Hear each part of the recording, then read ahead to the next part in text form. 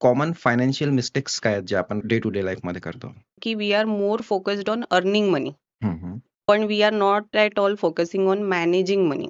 Insurance हे खूप साऱ्या लोकांना आज वाटतं की हा खर्च आहे आपल्यासाठी, हं, हं. की गुड लोन आणि बॅड लोन हां. हे 2 कन्सेप्ट आहे. आताचं जे बजेट आलं आहे, हं, हं. ते मेनली ग्रोथ ओरिएंटेड बजेट आहे. ते विमेन एंटरप्राइजेससाठी भरपूर स्कीम्स आलेल्या आहे. आपण जर क्रक्स म्हटलं, तर या बजेटचे 3 सिग्नल्स आहे. अच्छा. एक आहे कंप्लायन्सचं सिम्प्लिफिकेशन, हं. दुसरं आहे इन्फ्रास्ट्रक्चर लीड ग्रोथ ओके. आणि तिसरं आहे फिस्कल डिसिप्लिन. बिझनेस स्ट्रक्चर जे चूज करायचं, हं, ते आपलं राईट डिसिजन पाहिजे. हं. काय होतं कॉमन मॅनला कंप्लायन्सेस माहिती नसतात, फ्युचर बरोबर. कंप्लायन्सेस. तर खूप सारे मेजर लोकं प्रायव्हेट लिमिटेड कंपनीजच्या मागे लागतात. तर जर स्मॉल बिझनेस असेल तर आय विल सजेस्ट फॉर प्रोप्रायटरशिप किंवा पार्टनरशिप. प्रोप्रायटरशिप नाही कन्व्हर्ट होत प्रायव्हेट लिमिटेडमध्ये, पार्टनरशिप कन्व्हर्ट होते.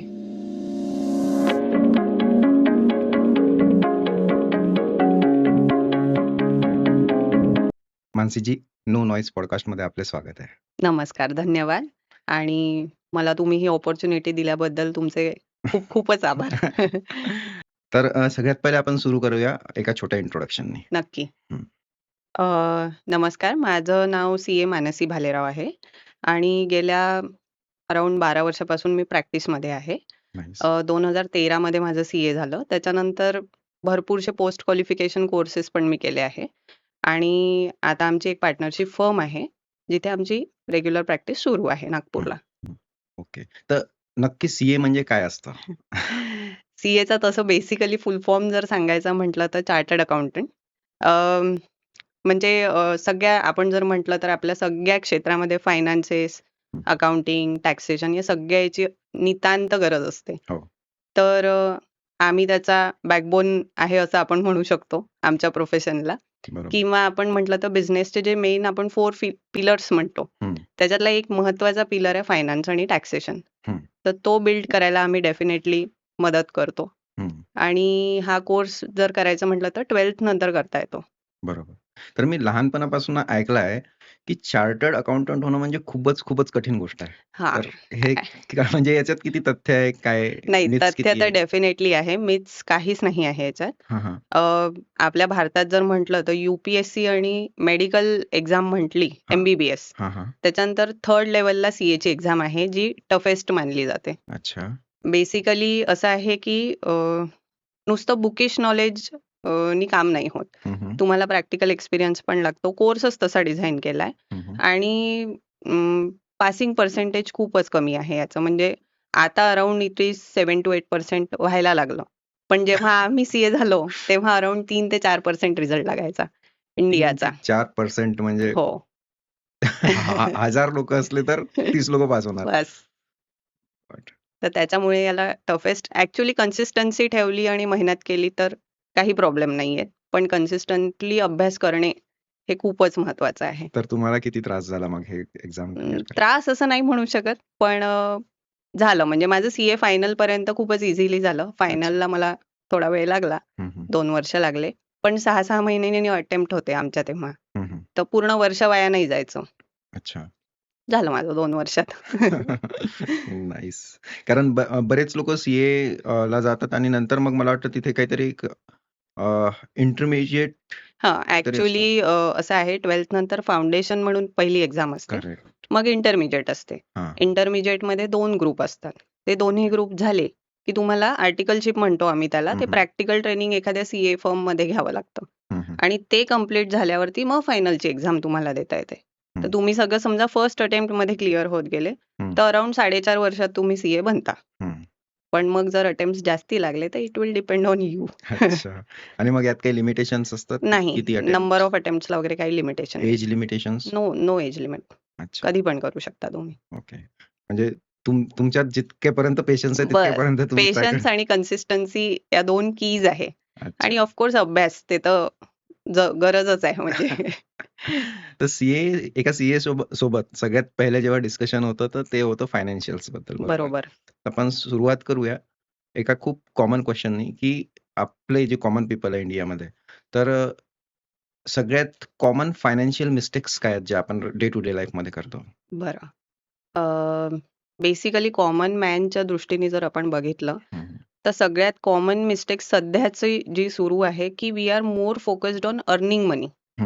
पण we are not at all focusing on managing money. हो, राईट. ठीक आहे. कसं आहे, की इकडून मी कसे पैसे कमावू किंवा अजून मी कुठल्या सोर्सनी पैसे कमावू शकते. आता प्रायव्हेट सेक्टरमध्ये मॅक्सिमम लोकं असल्यामुळे एक जॉब इन्सिक्युरिटीची भीती प्रत्येकाला असते. तर we are finding the ways to earn money.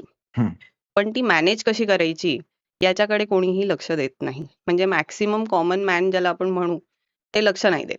Correct. आपण जर छोट्या-छोट्या स्टेप्स घ्यायला सुरुवात केली, बेसिक जर आपण रोजचे आपले जे खर्च आहे, त्याच्यावर लक्ष ठेवायला सुरुवात केली, छोट्या-छोट्या इन्व्हेस्टमेंट्स करायला सुरुवात केली, तर खूप बदल घडू शकतो मोठा. करेक्ट. आता जसं तुम्ही म्हटलं इन्व्हेस्टमेंट्स, हो. तर सेव्हिंग्स आणि इन्व्हेस्टमेंट्स, याच्यात तर तर याच्यात डिफरन्स काय आहेच. डिफरन्स आहे? आणि बेसिकली सेव्हिंग्ज हे आहे, की जे तुम्हाला इमिडिएटली कामात येतील. कुठे काही मेडिकल इमर्जन्सी आली किंवा इमिडिएट गरज पडली फंड्सची, तर that should be your savings. बरोबर. म्हणजे मी असं रिकमेंड करील, की 3 to 6 मंथ्स इमर्जन्सी फंड्स आपल्याकडे आपल्या अकाउंटमध्ये असायलाच हवे. त्याला आपण सेव्हिंग्ज म्हणू शकतो. आणि इन्व्हेस्टमेंट जर आपण म्हणू, तर इन्व्हेस्टमेंट हे लाँग टर्म बेनिफिट देणारी गोष्ट आहे. त्याचं बेस्ट एक्झाम्पल म्हणजे SIPs आहे. म्युच्युअल फंड्समध्ये इक्विटी ओरिएंटेडमध्ये इन्व्हेस्ट करणं किंवा इन्शुरन्समध्ये इन्व्हेस्ट करणं. इन्शुरन्स हे खूप साऱ्या लोकांना आज वाटतं, की हा खर्च आहे आपल्यासाठी. कारण की बेसिकली असं होतं, की टर्म इन्शुरन्स जर तुम्ही पाहिलं, तर प्रीमियम जातं आहे, पण आपल्याला ट्रेडिशनली मनी बॅक इन्शुरन्सची सवय आहे. आता तो कन्सेप्ट जातो आहे हळू-हळू.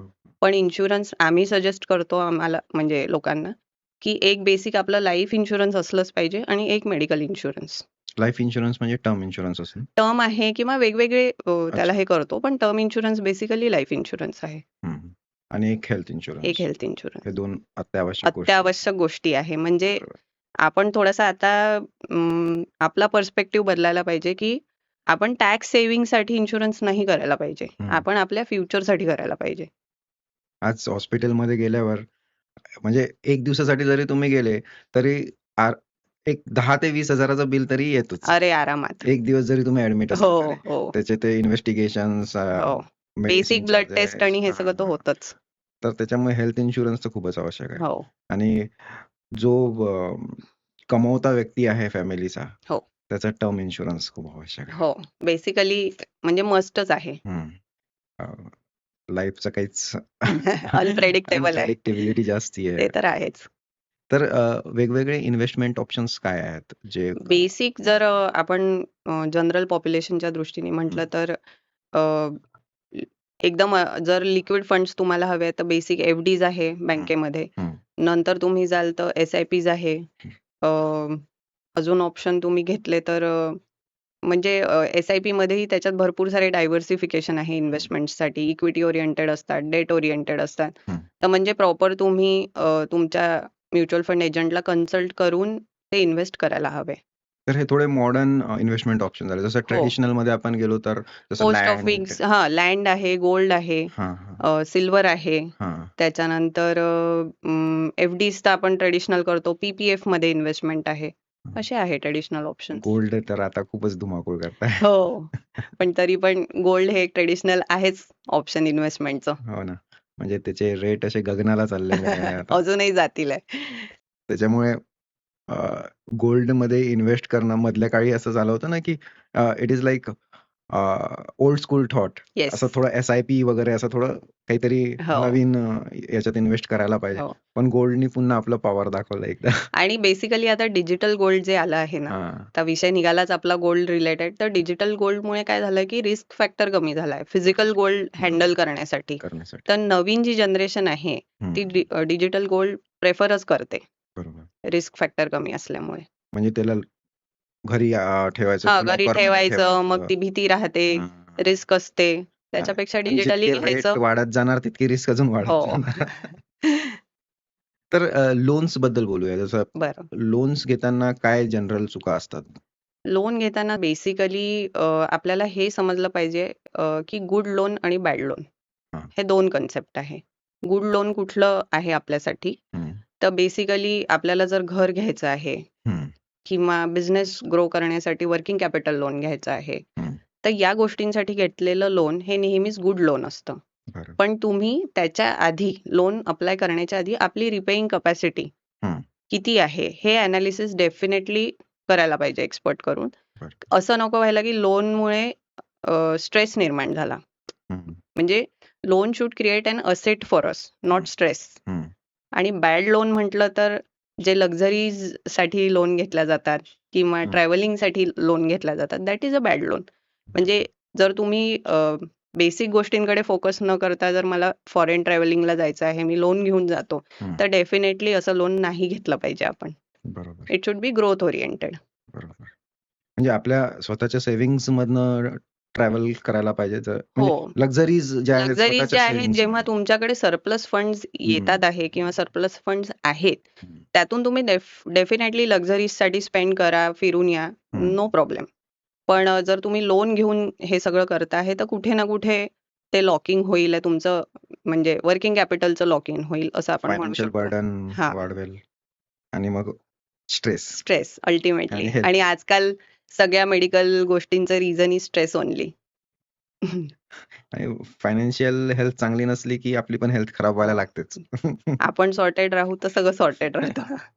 तर वुमनसाठी काही फायनान्शियल सजेशन्स? वुमनसाठी मी असं म्हणेल, की आताचं जे बजेट आलं आहे, हं, हं. ते मेनली ग्रोथ ओरिएंटेड बजेट आहे. हं, हं. म्हणजे पहिलेचे जे बजेट राहायचे, तर कॉमन मॅनचा एक फोकस राहायचा, की अरे इन्कम टॅक्स रेट किती कमी झाला आहे, हं, हं. स्लॅब रेट वाढवला आहे का? तर हे बजेट तसं नसून हे रिफॉर्म बेस्ड बजेट आहे किंवा ग्रोथ ओरिएंटेड, ज्याच्यात MSME म्हणा, विमेन लेड एंटरप्राइजेस जे आहे, हां. यांच्यावर जास्ती फोकस दिला जातो आहे. राइट. तर विमेनसाठी मी असं म्हणेल, की तुम्ही तुमची फायनान्शियल लिटरसी वाढवा. बेसिक नॉलेज घ्या. तर बेसिक नॉलेज आलं, की तुमचा आपोआप कॉन्फिडन्स पण वाढतो. गव्हर्नमेंटमध्ये विमेन एंटरप्राइजेससाठी भरपूर स्कीम्स आलेल्या आहे. त्याचा फायदा घेऊन तुम्ही डेफिनेटली, जर तुम्हाला इच्छा असेल कुठला बिझनेस वगैरे सुरू करण्याची, तर डेफिनेटली हेल्प होते. आणि आपली जी फायनान्शियल डिपेंडन्सी आहे दुसऱ्यांवर, ती आपोआप कमी होईल. ती कमी झाली, की कॉन्फिडन्स पण वाढतो. बरोबर. तर या स्कीम्स ज्या वेगवेगळ्या डिक्लेअर होत असतात, तर या खरंच खरंच कन्झ्युमेबल असतात का? म्हणजे मला असं टीव्हीवर न्यूज बघतो मी, की इतके-इतके स्कीम्स आल्या आहेत, इतकं-इतकं या पर्टिक्युलर याच्यासाठी बजेट आहे, स्टार्टअपसाठी इतकं आहे. हो. पण त्याचं ॲक्चुअल कन्झम्पशन कसं करायचं याची इन्फॉर्मेशन नसते किंवा मग त्याच्याबद्दल तितकं अवेअरनेस नसते. तर हां, त्याबद्दल तर काय? त्याच्यासाठी सर गव्हर्नमेंटचे जे जसं जेम पोर्टल आहे हं, किंवा तुम्ही जर त्यातल्या एक्सपर्ट लोकांकडे गेले, हं, तर त्यांच्याकडे त्या स्कीम्सची सगळी माहिती असते. हं, आपण पहिले माहिती काढायला पाहिजे. हं. कॉमन मॅन बेसिकली ही मिस्टेक होते, की माहिती नाही काढल्या जात. आपण बरोबर. न्यूजमध्ये किंवा सोशल मीडियावर ज्या गोष्टी ऐकतो त्याच्यावरच आपण रिलाय करतो. बरोबर, पण जर डॉक्युमेंटेशन तुमचं व्यवस्थित असेल, तर डेफिनेटली या स्कीम्सचा फायदा घेताच येतो. बरोबर. आणि जर नसेल आता ॲट प्रेझेंट, तर स्कीम एकदा कळल्यावर आपण त्या पद्धतीने प्रयत्न करू शकतो, की आपण याच्यात बसतो का? असं.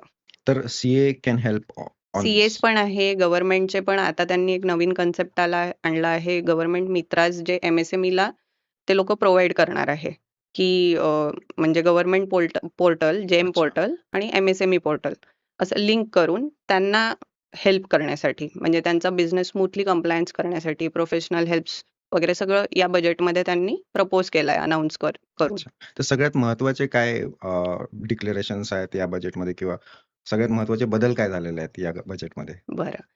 तर तसं म्हटलं तर खूप मोठा विषय आहे हा. हां. आपण स्टेप बाय स्टेप बघूया, बरं. कसं बघता येईल. हां. तर जसं मी मगाशी म्हटलं, की हे ग्रोथ ओरिएंटेड बजेट आहे. हं. शॉर्ट टर्ममध्ये मे बी आपल्याला वाटू शकतं, की खूप काही बेनिफिट नाही आहे.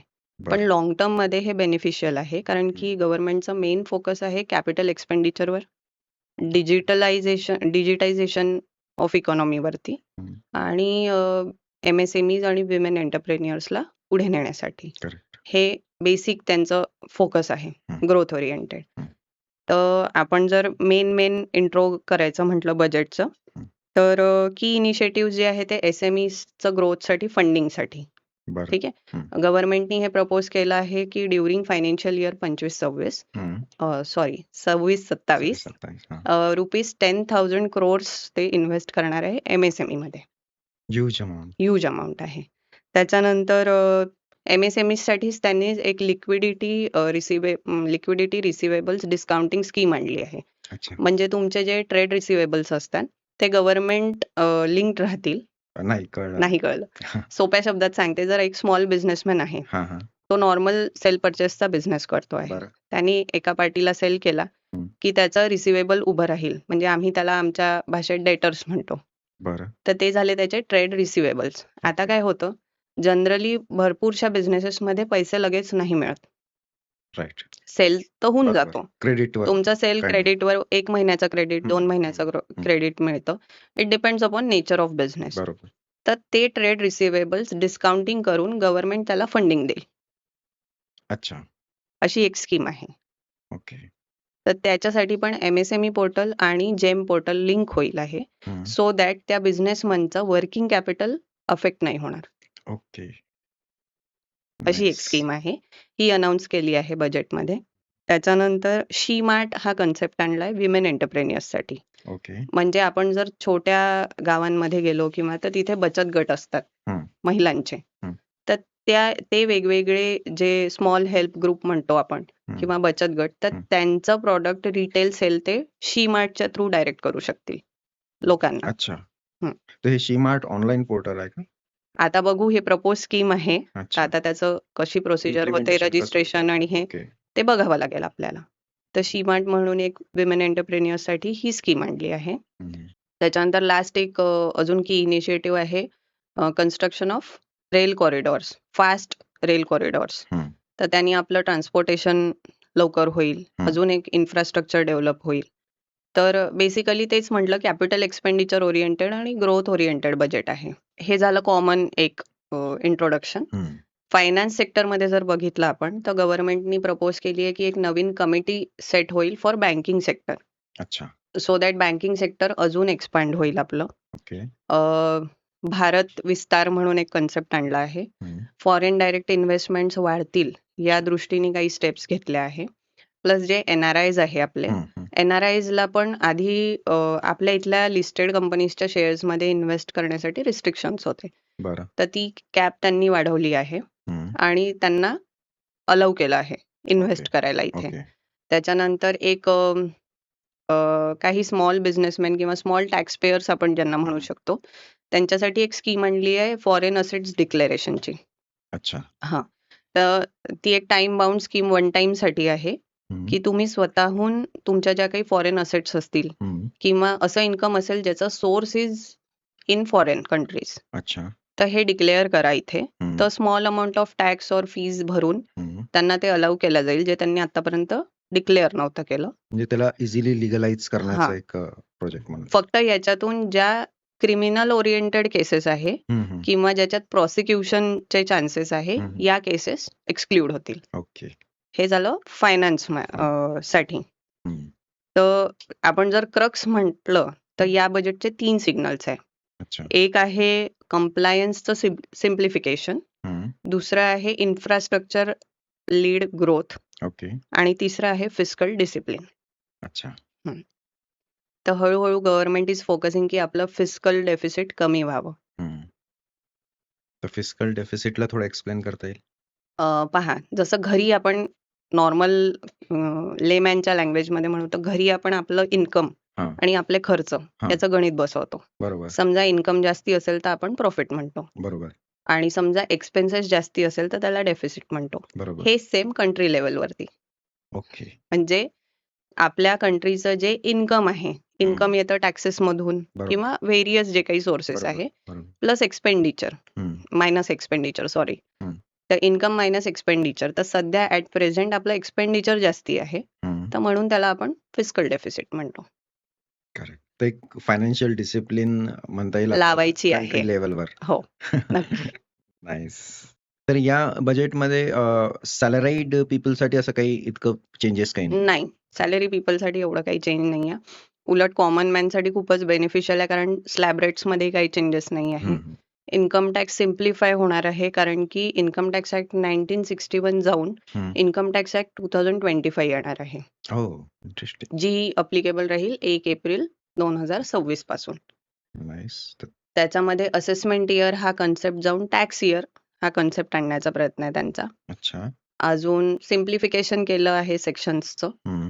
ITR फॉर्म्स सिम्प्लिफाय होऊन येणार आहे नवीन, हं. सो दॅट कॉमन मॅनला कम्प्लायन्ससाठी सोपं जाईल. बरं. तर याचं आता डिटेल्स अवेटेड आहे असं म्हणता येईल. पूर्ण फायनलाइज नाही झालेलं आहे. नाही, ऍक्ट तर नोटिफाय झाली आहे, म्हणजे हं, हं. 1 एप्रिल 26 पासून अप्लिकेबल आहे असं डिक्लेअर केलं नवीन इन्कम टॅक्स ऍक्ट 2025. तर नाईस. नेक्स्ट डिकेडसाठी तो गेम चेंजर राहील गेम मे बी.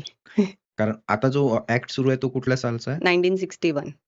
61. हो. Long back. Long back. म्हणजे त्यावेळेचं फायनान्शियल्स आणि आताचे फायनान्शियल्स तर खूपच चेंज झालाय हो. ना. पण लॉ चेंज ऍक्च्युअली अप्रोच आपले बदलले आहे, हं. नेचर ऑफ बिझनेस बदलले आहे.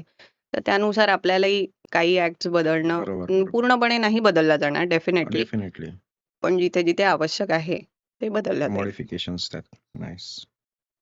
तर या बजेटमध्ये असं काही आहे का, की एखादं फायनान्शियल डिसिजन कॉमन मॅनला रिथिंक करावं लागेल किंवा त्याला त्याच्यावर रिवर्क करावं लागेल? नाही, कॉमन मॅनसाठी तर असं काही नाही काही आहे. नाहीये. पण अजून जर आपण एलॅबोरेट करायचं म्हटलं, हं. तर इन्कम टॅक्समध्येच अजून काही काही छोटे-छोटे चेंजेस आहे, जे वेलकमिंग आहे हं. आपण जर म्हटलं तर. हं. ॲक्च्युअली मॅट म्हणून एक टॅक्स असतो, मिनिमम अल्टरनेट टॅक्स. अच्छा. It is applicable only for companies. हं, हं. तर आता त्यांनी म्हटलं आहे, की मॅटच फायनल टॅक्स राहील तुमचा. हं, हं. ॲक्च्युअली आधी कंपनीजसाठी 2 टॅक्स कॅल्क्युलेशन व्हायचे. एक अच्छा. नॉर्मल टॅक्स रेट प्रमाणे अच्छा. आणि एक मॅट व्हायचा जो बुक प्रॉफिट्स वरती असतो फक्त. अच्छा. तर त्याचा रेट पण त्यांनी 15% वरून 14% आणला आहे आता. ओके. तर म्हणजे 2 कॅल्क्युलेशन्सच्या ऐवजी आता MAT will be the final tax okay. For companies असं म्हटलंय, आणि त्याच्यात अजून मग प्रोव्हिजन्स आहे डिटेलिंगसाठी. त्याच्यानंतर इन्कम टॅक्समध्ये अजून असं आहे, एस-टी-टीचा रेट वाढवला. त्या अच्छा. दिवशी जर तुम्ही बघितलं असेल तर 1-2 दिवसात शेअर मार्केट परत खाली आलं होतं. हं. तर शेअर मार्केट शॉर्ट टर्म पटकन रिएक्ट होतं. बरोबर. लाँग टर्मसाठी इतका इफेक्ट नाही होत. बरोबर. तर सिक्युरिटी ट्रान्झॅक्शन टॅक्स ज्याला आपण म्हणतो एस-टी-टी, हं. तर तो डेरिव्हेटिव्हजवरचा हं. 0.02% होता. तो 0.05% झालाय. बरं. प्लस ऑप्शन्स आणि फ्युचर्समध्ये जे लोकं ट्रेड करत असतील, त्यांचा प्रीमियम पण वाढलेला आहे. बरोबर. तर गव्हर्नमेंट इज फोकसिंग की स्पेक्युलेशन बिझनेसला कमी करणे. हं. May be. बरोबर. जसं आपण बघतोय, की लिकर्सचे आणि हां. टोबॅको प्रॉडक्ट्सचे खूप जास्त रेट वाढतात आहे. खूप जास्त हां. टॅक्सेस तर त्याच्यावर. जी-एस-टी हां. इम्पॅक्टमुळे. हं. तर ते आहे. अजून इन्कम टॅक्स म्हटलं तर फॉरेन टूर पॅकेजेसवर जो टी-सी-एस डिडक्ट होतो. अच्छा. तुम्ही जर एखाद्या टूर ऑपरेटरकडे गेले, हं. तर फॉरेन टूर्स जर करायचे आहे, हं. तर आपला टी-सी-एस डिडक्ट व्हायचा. अच्छा. 5% और 20%. हं. 20% अशा लोकांसाठी ज्यांच्याकडे पॅन नाहीये. हं. पण इफ यू हॅव पॅन हं. तर 5% कापायचे. हं. तर तो रेट आता 2% केला आहे. 5 वरून सरळ 2. बरोबर. तर आणि जे आपण बाहेर मेडिकल एक्सपेंडिचरसाठी किंवा एज्युकेशनसाठी जे फॉरेन रेमिटन्स करतो, हं. त्याच्यावरचा पण टी-सी-एस 2% करून टाकला आहे. अच्छा. हं. तो एक चेंज आहे. त्याच्यानंतर ITRच्या टाईमलाईनमध्ये चेंजेस केले. हं. हे कॉमन मॅनसाठी गरजेचं आहे जाणून घेणं. अच्छा. तर पहिले असं होतं, की जे नॉन ऑडिटवाले असेसीज राहायचे, हं. त्यांची ड्यू डेट होती 31 जुलै बरोबर. For the next year. हं. आणि जे ऑडिटवाले होते, हं. त्यांची 30th सप्टेंबर किंवा 31 ऑक्टोबर कंपनीजसाठी. हं. आता ITR 1 आणि 2 हं. यांची ड्यू डेट राहील 31 जुलै. अच्छा. म्हणजे सॅलरीवाले हां. बेसिकली आपण म्हणू शकतो. 1 महिना. एक जनरल टर्म. ओके. नाही, ही सेमच राहील जी होती ती 31 जुलै. ती सेमच आहे. हां. ओके. पण जे नॉन ऑडिटवाले बिझनेसेस आहेत, हं. स्मॉल बिझनेस, हं. जसं ज्यांना टर्नओव्हर तर आहे, पण हं. ते टॅक्स ऑडिटच्या लिमिटमध्ये नाही आहे. हं. तर त्यांचा ITR पण आधी ड्यू डेट होती 31 जुलै. ओके. ज्यांचा जनरली ITR 3 किंवा ITR 4 जातो. ओके. म्हणजे हं, हं. मॅक्सिमम लोकांचा. हं. तर त्यांची ड्यू डेट होईल 31 ऑगस्ट. अच्छा. हं. तर 1 महिन्याचं एक्सटेन्शन हं. मिळालेलं आहे तिथे. त्यांना ओके. स्मॉल बिझनेसेसला आपण म्हणू स्मॉल शकतो. बिझनेसेसला. आणि काही केसेसमध्ये जसं TDS डिडक्ट करतो आपण. हं. तर TDSसाठी लोअर रेट समजा आपल्याला अप्लिकेबल असेल, हं. तर इन्कम टॅक्स ऑफिसरकडून सर्टिफिकेट घ्यावं लागतं. अच्छा. त्याची प्रोसेस ऑनलाईन करून ती ईझी केली आहे. पहिले असं होतं, की नॉन रेसिडेंटकडून जर हाऊस प्रॉपर्टी विकत घ्यायची असेल, हं. तर इथल्या असेसीला टॅन नंबर घ्यावा लागायचा कंपल्सरी. अच्छा. कारण जेव्हा तुम्ही प्रॉपर्टी घेता, हं. तर ज्याला तुम्ही सेल कन्सिडरेशन देणार हं. त्याचा TDS डिडक्ट करायचा होता कंपल्सरी असतो ओके. म्हणजे. हां. तर त्याच्यासाठी इथल्या असेसीला समजा माझा असेसी सॅलरीड पर्सन आहे हं, हं. तर त्याला बेसिकली टॅनची काही गरजच नाहीये. म्हणजे बरोबर. फक्त या एका लाईफ लॉंग ट्रान्झॅक्शनसाठी हं, त्याला टॅन घ्यायचा आणि हं, तो कंप्लायन्स करायचा. तर ही हं. प्रोव्हिजन त्यांनी काढली. म्हणजे आता टॅन घेण्याची काही गरज नाही. जर तुम्ही प्रॉपर्टी नॉन रेसिडेंट कडूनही घेत असाल, हं, हं. ओनर तो नॉन रेसिडेंट आहे, तर विदाऊट टॅन पण तुम्ही कंप्लायन्स करू शकता लॉचा. तर सगळ्या सिस्टमला एक सिम्प्लिफाय करण्याचा स्ट्रीमलाईन. प्रयत्न करणं. मी म्हटलं ना कंप्लायन्स सिम्प्लिफिकेशन हा हां, फोकस आहे. फोकस आहेच हां. त्याच्यात. जे तुम्ही 3 पॉइंट्स सांगितले. हो. करेक्ट. आणि एक चेंज आला आहे गोल्ड बॉन्ड्स जे आहे गव्हर्नमेंटचे. हं, तर गोल्ड बॉन्ड्समध्ये त्याचं जेव्हा मॅच्युरिटी होईल तर ते टॅक्सेशन आणलंय कॅपिटल गेन्सच्या अंडर. हं. प्लस त्याच्यात एक कंडिशन आहे की एक्झेम्पशन त्यालाच मिळेल जो सुरुवातीपासून त्याचा ओनर आहे till the date of maturity. समजा मध्ये दुसऱ्याला तुम्ही ट्रान्सफर केले गोल्ड बॉन्ड्स हं. तर तो जो नवीन ओनर राहील हं. त्याला बेनिफिट नाही मिळणार एक्झेम्पशनचं. Okay. He has to pay the tax okay. On maturity. Okay. हा एक चेंज आहे. आणि लास्ट पहिले दोघांनाही लागायचा, सगळ्यांना लागायचा टॅक्स? नाही, पहिले ज्याच्याजवळ ते गोल्ड बॉन्ड्स मॅच्युरिटीच्या वेळेस त्याचं कॅल्क्युलेशन व्हायचं. म्हणजे अच्छा. ही कंडिशन नव्हती की मी सुरुवातीपासून माझ्या जवळ आहे ते गोल्ड बॉन्ड्स ओके. असं होतं. तर आता फर्स्ट ओनरला फर्स्ट ओनरला मिळेल. एक्झम्पशन आहे. हम्म. Okay, nice. पण त्यांनी पण टिल डेट ऑफ मॅच्युरिटी घेतले पाहिजे हं, हं. असं आहे. आणि लास्ट एक आहे की जे इन्कम टॅक्स ऑडिट किंवा ज्याला आपण टॅक्स ऑडिट म्हणतो बरं. तर ते ड्यू डेट नंतर जर फाईल झाला ऑडिट रिपोर्ट हं. तर आधी त्याला पेनॉल्टी होती पण इट शल बी इम्पोज्ड अशी प्रोव्हिजन होती ऍक्टमध्ये. अच्छा. म्हणजे लागू पण शकते नाही पण लागू शकत. पण आता ती पेनॉल्टी शब्द काढून त्यांनी फीज हा शब्द टाकून दिलाय. तर बरं. कंपल्सरी जर लेट झालं तर अप टू 1 मंथ समजा तुमचा ऑडिट रिपोर्ट लेट झाला हं, हं. तर 75,000 ची फिक्स्ड फीज राहील अच्छा. जी तुम्हाला कंपल्सरी पे करावी लागेल. कंपल्सरी पे करा. आणि 1 मंथ अबाव जर झालं तर 1.5 लाख रुपये. बरं, हा एक मेजर चेंज आहे. बरं. आणि ITR आपण फाईल करतो, तर त्याच्या ते जर आपलं ड्यू राहिलाय हो. किंवा डिले झाला, तर त्याच्यात काही चेंजेस आहे? ऍक्च्युली रिवाइज्ड ITR समजा तुम्ही फाईल केलं आहे आणि नंतर तुम्हाला काही करेक्शन्स असतील हं, हं. तर रिवाइज्ड ITR ची डेट केली आहे 31 मार्च बरं. For the next year. हां, हां. आधी जी आता होती 31 डिसेंबर. हं, हं. आणि बिलेटेड रिटर्न तुम्ही करू शकता अप हं. टू 31 डिसेंबर. हं, हं. तर त्यात काय फाईन असतं किंवा काय फीस असते? त्याच्यात लेट फी असते. हं, हं. It depends upon your income. अच्छा. हां, म्हणजे टॅक्स स्लॅब रेटच्या खाली असेल तर आय थिंक ₹1,000 आहे हां, हां. आणि त्याच्यानंतर 5,000. जर कोणी ITR भरलाच नाही मागच्या 3-4 वर्षापासून, हो. तर त्याला माहिती नव्हतं किंवा ही वॉज नॉट अवेअर की असं काही असतं. तर मग आता त्याला कोणीतरी सांगितलं किंवा लोन घ्यायला गेला तो, तेव्हा बरोबर. त्याला विचारण्यात आलं की ITR आहे का आहे का? तुझ्याकडे?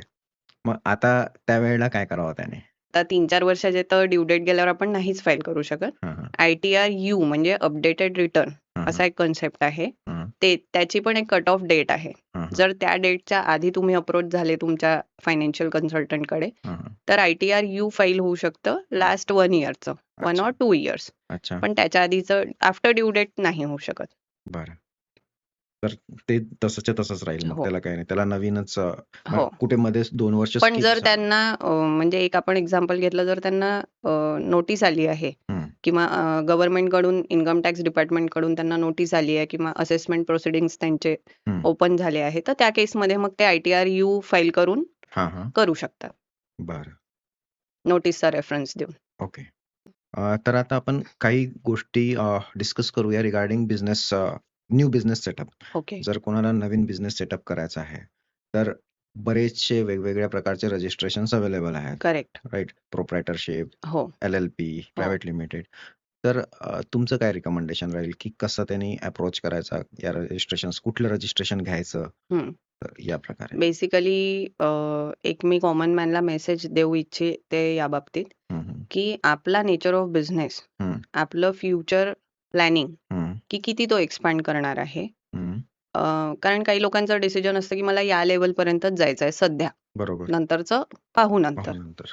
तर आपला बिझनेस नेचर म्हणजे मॉडेल हं, आणि आपलं काय म्हणू शकतो आपण कंपनी म्हणजे नेचर ऑफ रजिस्ट्रेशन हं, हे मॅच करायला पाहिजे. बिझनेस स्ट्रक्चर जे चूज करायचं हं, ते आपलं राईट डिसिजन पाहिजे. हं. काय होतं कॉमन मॅनला कंप्लायन्सेस माहिती नसतात, फ्युचर बरोबर. कंप्लायन्सेस. तर खूप सारे मेजर लोकं प्रायव्हेट लिमिटेड कंपनीजच्या मागे लागतात, की बरोबर. प्रायव्हेट लिमिटेड कंपनी सुरू करू हं, हं. आणि बिझनेस करू. पण काही स्पेशली टेक स्टार्टअपमध्ये ते हां, असतं की करेक्ट, फंडिंग मिळायला सोपं होईल म्हणून करेक्ट. Private limited. पण खूप वेळा असं होतं, हं, हं. की जर बिझनेसकडे दुर्लक्ष झालं हं. किंवा काही प्रॅक्टिकल डिफिकल्टीज आल्या, हं, हं. तर ती कंपनी जशी ग्रो व्हायला पाहिजे तशी होत नाही हं. आणि कंप्लायन्स कॉस्ट वाढते. बरं. म्हणजे ओनरला हे वाटायला लागतं, की माझा तर बिझनेसच नाही होत आहे. हं. पण कंप्लायन्स कॉस्ट तर माझी एवढी होऊन राहिली आहे. हं. मग तिथे प्रॉब्लेम सुरू होतो. बरं. तर त्याच्यापेक्षा तुम्ही पहिले प्लॅनिंग करून घ्या, की मला आत्ता मी किती अचीव्ह करू शकतो किंवा हं, करू हं. शकते. हं, हं. तर जर स्मॉल बिझनेस असेल तर आय विल सजेस्ट फॉर प्रोप्रायटरशिप किंवा पार्टनरशिप. बरं. पार्टनरशिप तिथे करतो आपण जिथे 2 किंवा जास्ती लोकं मिळून फंडिंग करणार आहे हं. किंवा त्यांचा कॉमन इंटरेस्ट आहे हं. कुठेतरी. हं. तर तिथे पार्टनरशिप. पण बरं. जर सिंगल अलोन बिझनेस स्टार्ट होणार आहे, हं. आधी छोट्या प्रमाणात होणार आहे, हं. तर प्रोप्रायटरशिपच करायला पाहिजे. आणि एकदम जर तुम्ही लार्ज स्केलवर प्लॅन करता आहे, तुम्हाला फंडिंग पण हवं आहे, हं. मिळणार आहे हे पण फ्युचर प्रॉस्पेक्ट्स आहे आपल्याकडे, आहे. तर मग you should go for company. बरं. कारण की सगळ्यात हायेस्ट कंप्लायन्सेस कंपनीसाठी करावे लागतात. म्हणजे प्रायव्हेट लिमिटेड. प्रायव्हेट लिमिटेड म्हणा, पब्लिक लिमिटेड तर दूरची गोष्ट हो, झाली. हो. पण प्रायव्हेट लिमिटेडसाठी सगळ्यात जास्ती कंप्लायन्सेस आहे. बरं. ॲज कंपेअर्ड टू प्रोप्रायटरशिप आणि पार्टनरशिप. तर proprietorship is a simplest form of simplest registration. Form. बरोबर. तर प्रोप्रायटरशिप आज मी रजिस्टर केली. 3 वर्षानंतर मला वाटलं की याला प्रायव्हेट लिमिटेड करायचंय. तर असं काही असतं? प्रोप्रायटरशिप नाही कन्व्हर्ट होत हां. प्रायव्हेट लिमिटेडमध्ये, पार्टनरशिप कन्व्हर्ट होते. अच्छा. हां. म्हणजे त्याचा फायदा असतो, की पार्टनरशिप जर तुमची 5 वर्षापासून आहे आणि हां. You are growing very good, हं. तर आता नवीन कंपनी सुरू करायची जर तुम्ही डिसिजन घेता आहे, हं. तर मार्केटमध्ये हे एस्टॅब्लिश होतं, की ही तर न्यू कंपनी आहे. बरोबर. पण तुम्ही जर अशा पद्धतीने डॉक्युमेंट्स केले, हं, हं. की पार्टनरशिपला कंपनीने घेतला आहे, हं. तर तुमचा जो एक्झिस्टिंग 5 वर्षाचा एक्सपिरियन्स आहे, तो काउंट होईल तिथे. काउंट होईल तिथे. हां. नाईस. प्रोप्रायटरशिपमध्ये जास्तीत जास्त तो हे करू शकतो, की सेम नावाने नवीन कंपनी रजिस्टर करू शकतो. हां, पण प्रायव्हेट जर त्या कंपनी रजिस्टर करणं इज अल्सो की तुम्हाला पहिले गव्हर्नमेंट म्हणजे मिनिस्ट्री ऑफ कॉर्पोरेट अफेअर्स जी वेबसाईट आहे MCA, हां. तिथून नेम अप्रूव्हल घ्यावं लागतं. जर ते नाव अवेलेबल असेल, असेल. तरच तुम्ही त्या नावाने पुढे बिझनेस करू शकता. बरोबर. म्हणजे ते युनिक असतं नाव हां, प्रत्येकाला एक. म्हणजे युनिक असलं तर पटकन अप्रूव्हल मिळतं हां. आपल्याला. हां. कॉमन नेम्ससाठी रिजेक्शन्स येतात कारण की खूपसे लोकं ट्रेडमार्क आणि पेटंट्स रजिस्टर्ड असतात त्यांच्या बरोबर. नावावर. बरोबर. तर मग उगाच डिस्प्यूट्स हे होण्यापेक्षा डिफरंट नेम घ्यायचं. तर कुठलं पोर्टल आहे जिथे मी सर्च करू शकतो, की म्हणजे मी जेव्हा नाव शॉर्टलिस्ट केले, so I can go and find out की कुठले एक तर तुम्ही एक्झिस्टिंग. बेसिकली Googleवरच करू शकता अच्छा. किंवा MCAच्या वेबसाईटवरही जर तुम्ही लॉग इन केलं, तर हां. जेव्हा आपण रजिस्ट्रेशनसाठी अप्लाय करायला जातो, तर सगळ्यात पहिला फॉर्म असतो नेम अप्रूव्हलचा. अच्छा. तर तिथे पण खाली एक सर्चचं ऑप्शन असतं. तिथे तो दाखवतो, की सिमिलर नेम्सच्या कंपनी किती आहे इंडियात. ओके. सिमिलर नेम्स सगळे दाखवतो तो. हां. बरं. तर आपण असे कुठले जे इम्पोर्टंट पोर्टल्स असतात ना, त्या या व्हिडिओच्या डिस्क्रिप्शनमध्ये ठेवून देऊया. चालेल, चालेल. राइट? नक्की. त्यानंतर कुठले वेगळे टॅक्सेसची मला अवेअरनेस हवी, जेव्हा मी बिझनेस सेटअप करतो? बेसिक एक इन्कम टॅक्स हवा. हं. एक GST हवा राइट. आणि बाकीचे टॅक्सेस तुमच्या नेचर ऑफ बिझनेसवर डिपेंड करतात. हं. तुम्ही किती एक्सपांड करता आहे. म्हणजे जर तुमचा एक्सपोर्ट-इम्पोर्टचा बिझनेस आहे, हं. तर GSTमध्ये एक्सपोर्ट-इम्पोर्टच्या वेगळ्या प्रोव्हिजन्स आहे. तर अच्छा. तुम्हाला बेसिक नॉलेज हवं सगळ्या गोष्टीचं.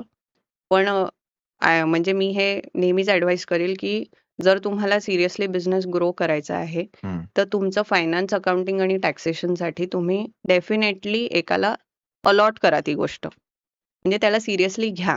हं. स्मॉल बिझनेसमॅन जनरली ही मिस्टेक करतात, की हं. कंप्लायन्सेसकडे लक्ष देत नाही, प्रॉपर बुक्स मेंटेन करत नाही. बरोबर. तर आय विल सजेस्ट की हे करायला हवं. हं. कारण त्यांनी तुमची क्रेडिबिलिटी पण वाढते हं, हं. आणि ग्रोथ पण होते. हं. एक स्टेज अशी येते, की तुम्ही जर सगळं स्वतः पाहायचं ठरवलं, हं. तर तुम्ही सगळीकडे फोकस नाही करू शकत. बरोबर. मग कुठे ना कुठे ते स्टॅग्नंट होऊन जातात गोष्टी.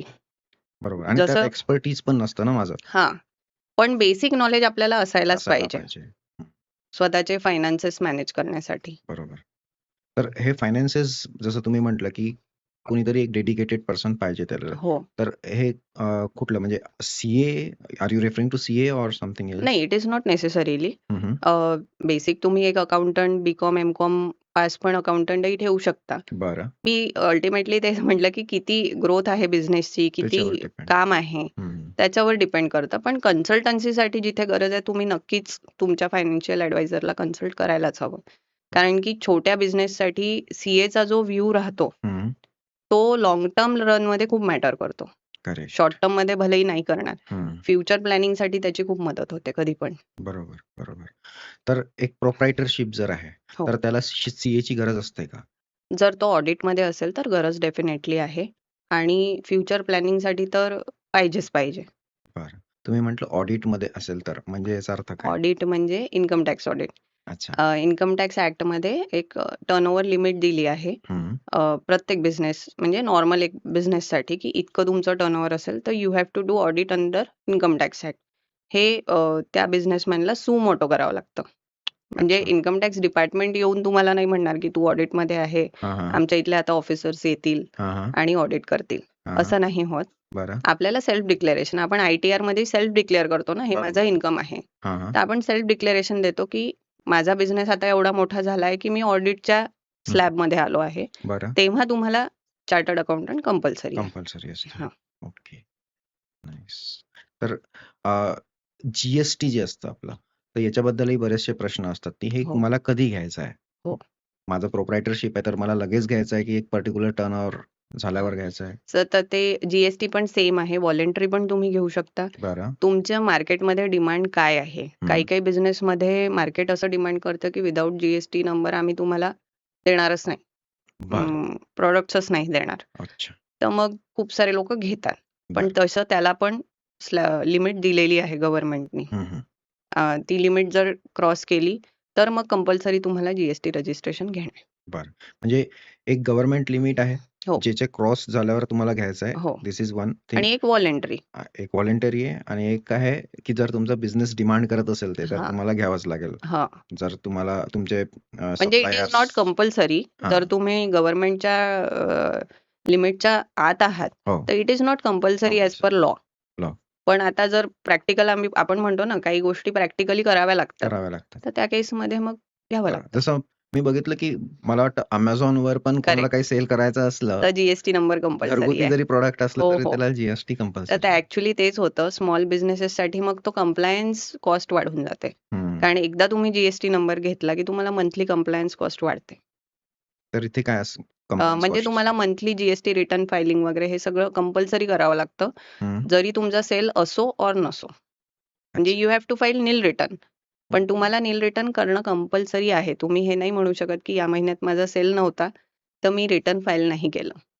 म्हणजे हे छोट्या घरगुती बिझनेससाठी तर थोडं डिमोटिवेटिंग झालं मागे. नाही म्हणता येणार डिमोटिवेटिंग ॲक्चुअली. कारण की खूपच सिम्प्लिफाईड वे आहे जीएसटीचा. अच्छा. एकदा ते बेसिक जर गोष्ट मिळाली, तर करू शकतो आपण. तर हे रिटर्न फाईल करायला मग सीएशी कन्सल्ट करायचं असतं? करायला तर पाहिजे. It is suggestible. पण काही लोकं ज्यांना बेसिक नॉलेज आहे आणि खूप मोठा बिझनेस नाही आहे त्यांचा, ते स्वतः पण मॅनेज करतात काही गोष्टी. बरं. ह्याच्यासाठी पण पोर्टल असतं? हो, जीएसटीचं पोर्टलच आहे वेगळं.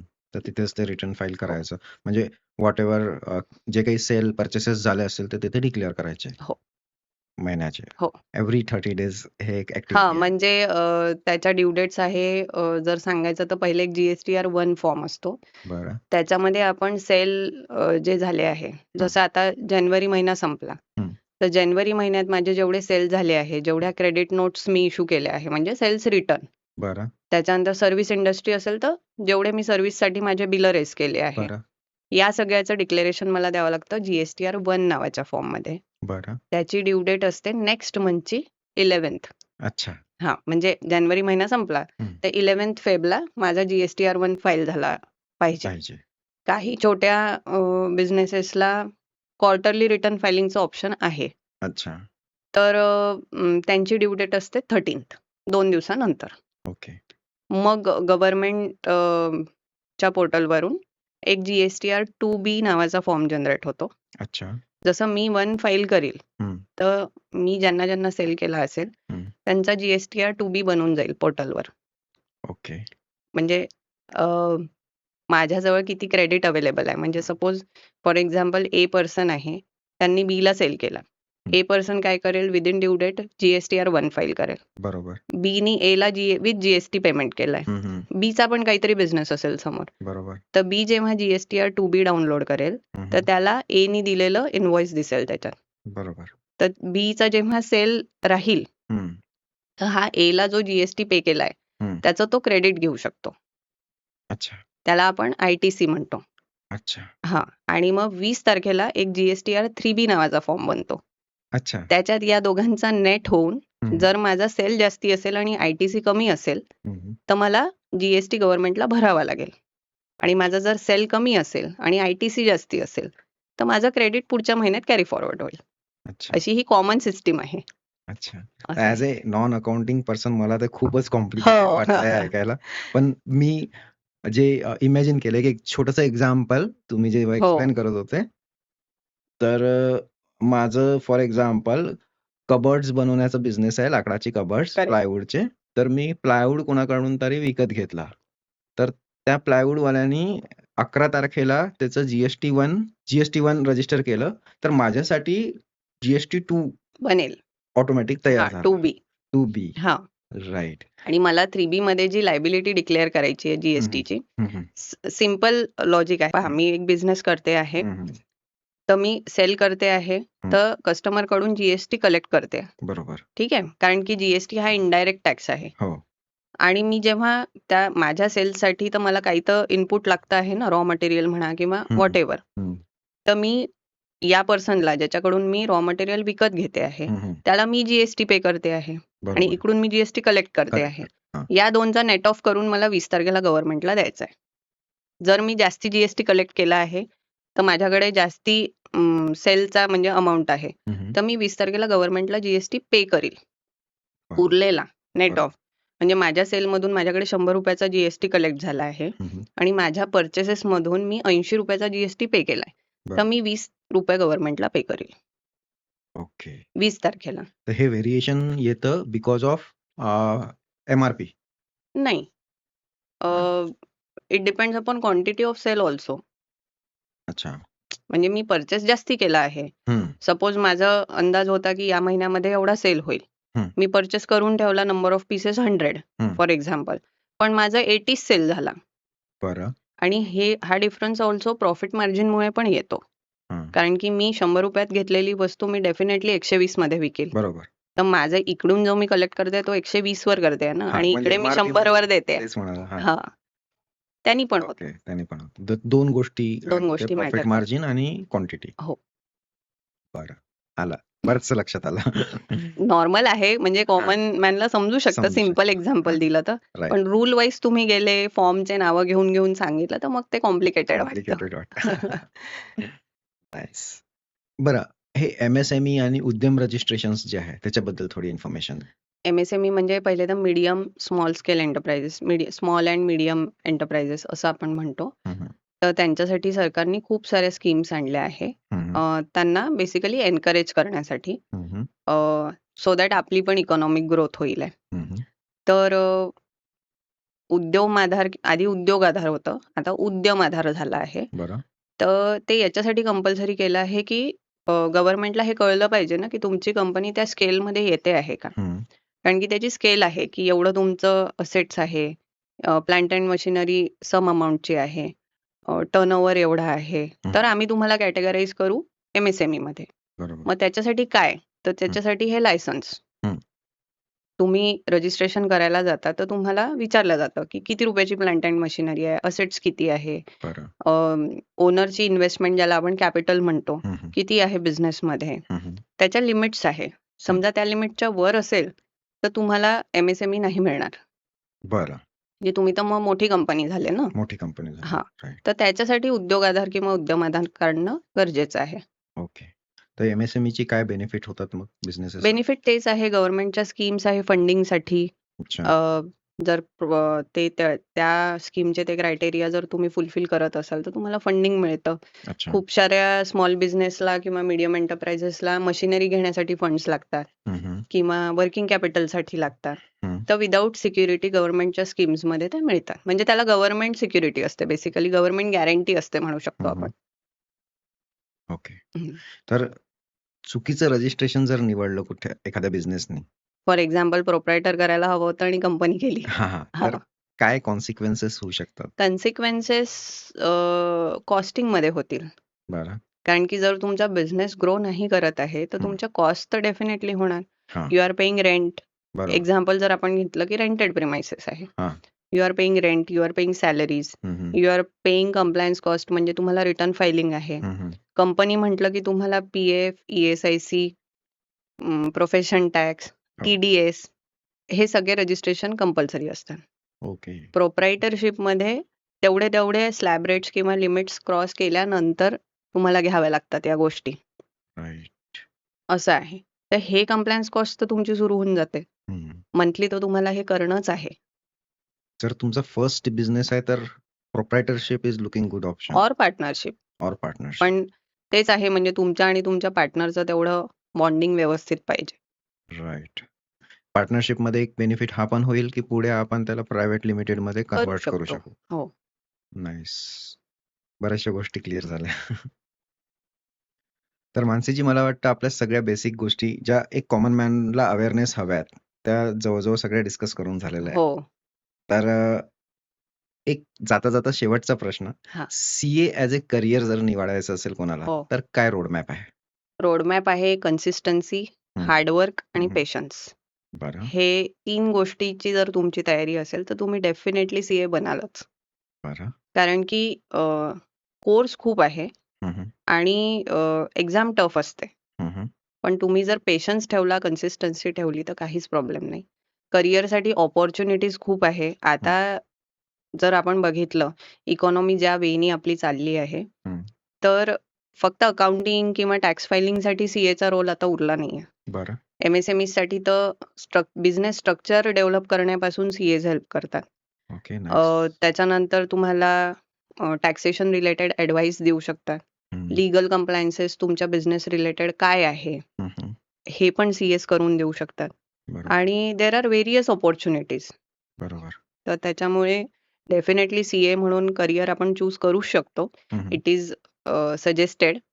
पण एवढं आहे की तुम्हाला मग पुढे जाऊन जॉब करायचा आहे की प्रॅक्टिस करायची आहे. बरं. तर याच्यासाठी एक विजन पाहिजे. कारण प्रॅक्टिसमध्ये तुम्हाला व्यवस्थित सेट व्हायला मिनिमम 5 इयर्स लागतात. ओके. तर ते तर डिपेंड करतं. ओके. म्हणजे CA मध्ये पण जॉब्स असतात? हो. भरपूर. मला वाटलं की CA फक्त प्रायव्हेट प्रॅक्टिस करतात. नाही. जॉब्स करणारे खूप ऍक्च्युअली तुम्ही जर रेशो बघितला तर जॉब करणारे CA जास्ती आहे प्रॅक्टिसपेक्षा. हो.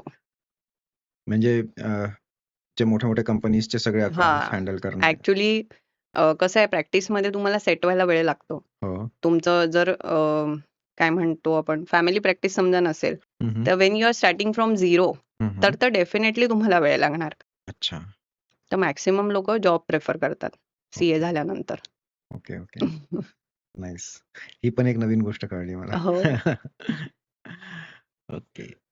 खूप छान वार्तालाप झाला आज. बरंच काही शिकायला मिळालं. स्पेशली अकाउंटिंग मध्ये ना काय असतं की ते इतके कॉम्प्लिकेटेड टर्म्स असतात सगळ्या की कधी त्याच्याबद्दल जाणून घेण्याची इच्छा होत नाही किंवा ते तितके सोप्या शब्दात आपल्या. आणि खरं तर ना एखाद्या CA कडे आपण जातच नाही ना. हो, ऍक्च्युली अवॉइड करतो. की जोपर्यंत स्वतःच गरज नाही पडत, खूपच सिव्हिअर गरज नाही पडत तोपर्यंत जात नाही. आपल्याला वाटतं की CA एकतर किती चार्जेस आहेत हे पण माहिती नसतं. कन्सल्टेशन चार्जेस काय आहेत काही नाही. की असं नको एक CA म्हटलं की असं काहीतरी खूप मोठं गोष्ट आहे आणि खूप काहीतरी मला खूप जास्ती पे करावं लागणार आहे असा आपण एक समज असतो. बरोबर. तर बरेच लोक त्याला टाळतात.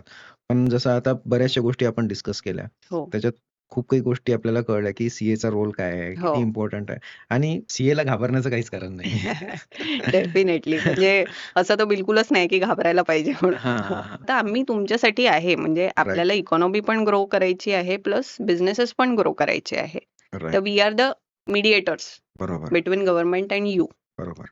कारण मी as a business owner I can't handle each and everything. Of course. जितके सगळे कॉम्प्लिकेशन्स आहेत, जसा बिझनेस ग्रो होणार हे सगळं वाढत जाणार. ऑफकोर्स. तर मी ॲज अ सिंगल हँडल हे सगळं नाहीच करू नाहीच करू शकत आणि नाही करायला पाहिजे. हां, सुरुवातीला तर होऊन जातं जेव्हा हां, स्मॉल बिझनेस असतो. पण व्हेन यू आर ग्रोइंग तर हां. तुम्ही नक्कीच कन्सल्टन्सी घ्यायलाच पाहिजे.